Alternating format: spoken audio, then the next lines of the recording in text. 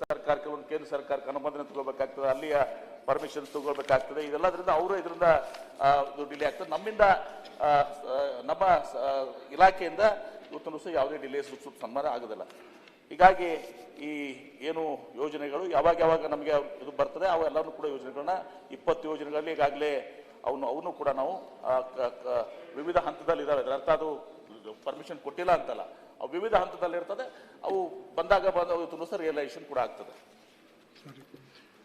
ಕೇಶವ ಪ್ರಸಾದ್. ಮಾನ್ಯ ಸಭಾಪತಿಗಳೇ, ನನ್ನ ಚುಕ್ಕೆ ಗುರುತಿನ ಪ್ರಶ್ನೆ 15-118 ಮಾನ್ಯ ಬೃಹತ್ ಮತ್ತು ಮಧ್ಯಮ ಕೈಗಾರಿಕೆ ಹಾಗೂ ಮೂಲ ಸೌಲಭ್ಯ ಅಭಿವೃದ್ಧಿ ಸಚಿವರಿಗೆ. ಸನ್ಮಾನ್ಯ ಸಭಾಪತಿಗಳ ಉತ್ತರವನ್ನ ಒದಗಿಸಲಾಗಿದೆ. ಮಾನ್ಯ ಸಭಾಪತಿಗಳೇ, ನಾನು ಪ್ರಶ್ನೆಯನ್ನ ಸ್ಪಷ್ಟವಾಗಿ ಕೇಳಿದ್ದೆ. ಇದರಲ್ಲಿ ಅವರು ಹೇಳ್ತಾರೆ, ಇವುಗಳಿಂದ ರು 60,918 ಕೋಟಿ ಮೊತ್ತದ ಬಂಡವಾಳ ಹೂಡಿಕೆ, 85,544 ಉದ್ಯೋಗಾವಕಾಶಗಳನ್ನು ನಿರೀಕ್ಷಿಸಲಾಗಿದೆ. ನನಗೆ ನಿರೀಕ್ಷೆ ಬೇಕಾಗಿರ್ಲಿಲ್ಲ, ಆಸ್ ಆನ್ ಡೇಟ್ ಎಷ್ಟಾಗಿತ್ತು ಅನ್ನೋದು ನನ್ಗೆ ಬೇಕಾಗಿತ್ತು, ಅದಕ್ಕೆ ಉತ್ತರ ಬೇಕು ನನಗೆ.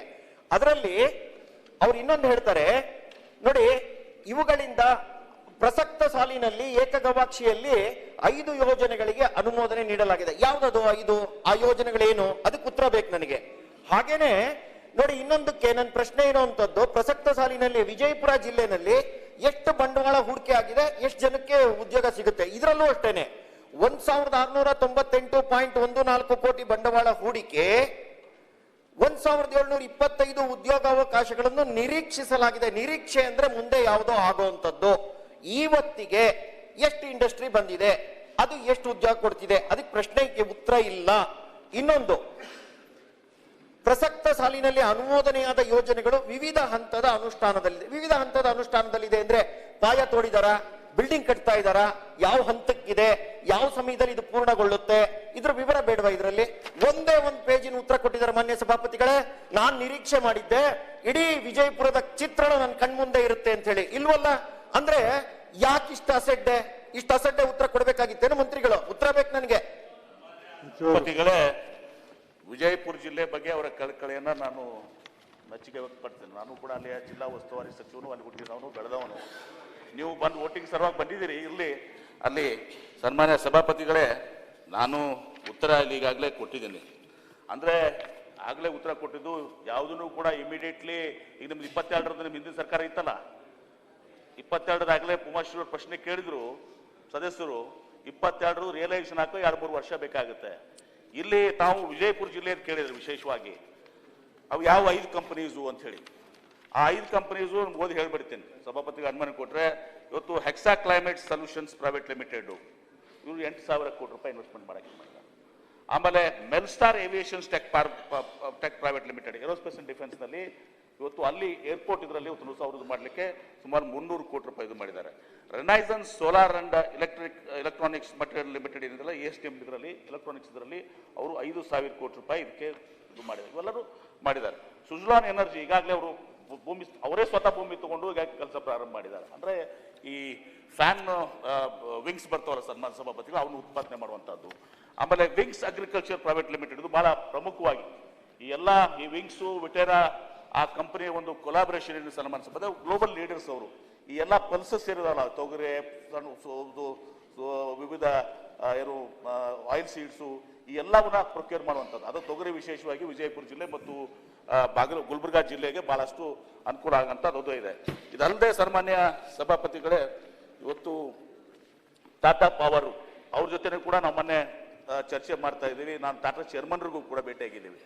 ಅಲ್ಲಿ ಈ ಟಾಟಾ ಪವರ್ದವರು ಸೋಲಾರ್ ಇಂಗೋಟ್ಸ್ ಅಂಡ್ ವೇಫರ್ಸ್ ಸಲುವಾಗಿ ಸುಮಾರು 7,900 ಕೋಟಿ ರೂಪಾಯಿ ಇವತ್ತೊಂದು ದಿವಸ ಅವರಿಗೆ ನಾವು ಇದೆಲ್ಲರಿಗೂ ಕೂಡ ನಾವು ಇನ್ಸೆಂಟಿವ್ಸ್ ಆಫರ್ ಮಾಡ್ತೀವಿ. ಬೇರೆ ಸ್ಟೇಟ್ಸು ಒಂದು ಇನ್ಸೆಂಟಿವ್ ಆಫ್ ಮಾಡ್ತಾರೆ, ಅವ್ರಿಗಿಂತ ಜಾಸ್ತಿ ನಾವು ಮಾಡಬೇಕಾಗ್ತದೆ. ಇದು ಕಾಂಪಿಟೇಷನ್ ಇದಿರ್ತದೆ.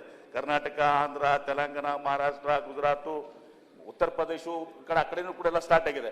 ಈ ಟಾಟಾ ಪವರ್ಗೂ ಕೂಡ ನಾವು ಎಲ್ಲರೂ ಏನೇನು ಇನ್ಸೆಂಟಿವ್ಸ್ ಕೊಡ್ತೀವಿ ಅಂತೇಳಿ ಬೆಸ್ಟ್ ಆಫ್ ದ ಇನ್ಸೆಂಟಿವ್ಸ್ ನಾವು ವಿಜಯಪುರಕ್ಕೆ ಕೊಡಲಿಕ್ಕೆ ನಾವು ಅವ್ರಿಗೆ ಟಾಟಾ ಚೇರ್ಮನ್ರಿಗೆ ನಾವು ಮೊನ್ನೆನೇ ಕೂಡ ದಾವೋಸ್ನಲ್ಲಿ ಮತ್ತೆ ಅದು ರಿಪೀಟ್ ಆಗಿ ಅವ್ರಿಗೆ ಭೇಟಿಯಾಗಿ ಟಾಟಾ ಚೇರ್ಮನ್ರಿಗೆ ನಾವು ಕನ್ವಿನ್ಸ್ ಮಾಡುವಂಥ ಕೆಲಸವನ್ನು ಮಾಡಿದ್ದೀವಿ.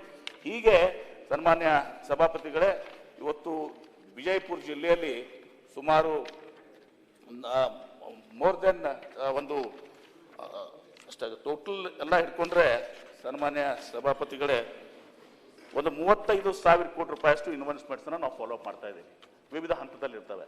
ಆಮೇಲೆ ಯಾವುದೇ ಒಂದು ಯೋಜನೆ ಇವತ್ತು ನೀವು ಅನೌನ್ಸ್ ಮಾಡಿದಾಗ ನೆಕ್ಸ್ಟ್ ಡೇ ಆಗಿದ್ರೆ ಬಿಲ್ಡಿಂಗ್ ಕಡೆ ಪರ್ಮಿಷನ್ಸು ಅದೆಲ್ಲನೂ ಕೂಡ ಎಲ್ಲ ಆಗಬೇಕಾಗಿದ್ರೆ ಮಿನಿಮಮ್ 1 year ತಗೋತದೆ ಅದು. ಆಮೇಲೆ ಇದೆಲ್ಲನೂ ಗ್ರೌಂಡ್ ಆಗ್ಬೇಕಾದ್ರೆ ಮಿನಿಮಮ್ 2 to 3 years ಬೇಕಾಗುತ್ತೆ. ಉದಾಹರಣೆ ಕೊಟ್ಟಲ್ಲ 22-23 ನಿಮ್ಮದು ಹಿಂದಿನ ಗ್ಲೋಬಲ್ ಇನ್ವೆಸ್ಟರ್ಸ್ ಮೀಟ್ನಲ್ಲಿ ಕಂಪೇರ್ ಮಾಡಿದ್ರೆ ಈಗ ನಾವು 48% ಗ್ರೌಂಡ್ ಮಾಡಿದ್ದೀವಿ. ಮ್ಯಾನುಫ್ಯಾಕ್ಚರಿಂಗಲ್ಲಿ 58% ಗ್ರೌಂಡ್ ಮಾಡಿದ್ದೀವಿ. ಹೀಗೆ ಬಹಳ ಗಂಭೀರವಾಗಿ ನಮ್ಮ ವಿಜಯಪುರ ಜಿಲ್ಲೆ ಬಗ್ಗೆ ನಿಮಗೆಷ್ಟು ಕಾಳಜಿ ಅದಲ್ಲ ಅಷ್ಟೇ ಕಾಳಜಿ ನನಗೂ ಅದೇ ಅಂತೇಳಿ ನಮ್ಮ ಜಾಸ್ತಿ ಇರಲಿಲ್ಲ. ಅವ್ರು ಪಾಪ ನಮ್ಮ ಜಿಲ್ಲೆಗೆ ಬಂದವರು ಇಷ್ಟು ಕಾಳಜಿಯನ್ನು ವ್ಯಕ್ತಪಡಿಸಿದ್ದಾರೆ. ಇವತ್ತು ಆ ಕೆಲಸವನ್ನು ಇವತ್ತೊಂದು ಸಹ ನಾನು ನಮ್ಮ ನಾ ಹಿಂದೆ ನೀರಾವರಿ ಸಚಿವರಾಗಿ ನೀರು ಕೊಟ್ಟಿದ್ದೀನಿ, ತಗೊಂಬಂದು ನೋಡಿದ್ದೀರಿ ಅಲ್ಲ. ಈಗ ಇದನ್ನು ಇಂಡಸ್ಟ್ರೀಸು ಆಗಬೇಕು ಅಂತೇಳಿ ನಮ್ಗೆ ಕನಸಿದೆ. ಆ ಇಂಡಸ್ಟ್ರೀಸ್ ಮಾಡುವಂಥದ್ರಲ್ಲಿ ಭಾಳ ಗಂಭೀರವಾಗಿದ್ದೀವಿ. ಬೆಸ್ಟ್ ನಾನೇ ಪರ್ಸ್ನಲಿ ವಿಜಯಪುರ ಜಿಲ್ಲೆದು ಇಂಡಸ್ಟ್ರೀಸ್ ಮಿನಿಸ್ಟರ್ ಆಗಿ ಜನರಲ್ ಆಗಿ ಮಾಡೋ ಜೊತೆಗೆ ನಮ್ಮ ಜಿಲ್ಲೆಗೆ ಇಂಡಸ್ಟ್ರಿ ಬರಬೇಕು ಅನ್ನೋದು ಎಲ್ಲನೂ ಗ್ರೌಂಡ್ ಆಗ್ತದೆ ಅಂತ ಹೇಳಿದಲ್ಲ. ಇದರ 3-4 ಕಂಪನೀಸು ನಿಶ್ಚಿತವಾಗಿ ಗ್ರೌಂಡ್ ಆಗ್ತದೆ. ಒಂದು ಉಪ ಪ್ರಶ್ನೆ ನಂದು ನೋಡಿ, ವಿಜಯಪುರ ಜಿಲ್ಲೆಗೆ ಹೆಚ್ಚು ಸಂಖ್ಯೆಯ ನಿರುದ್ಯೋಗಿ ಯುವಕ ಯುವತಿಯರಿದ್ದು ಅಂತ ಕೇಳಿದ್ದೆ ನಾನು.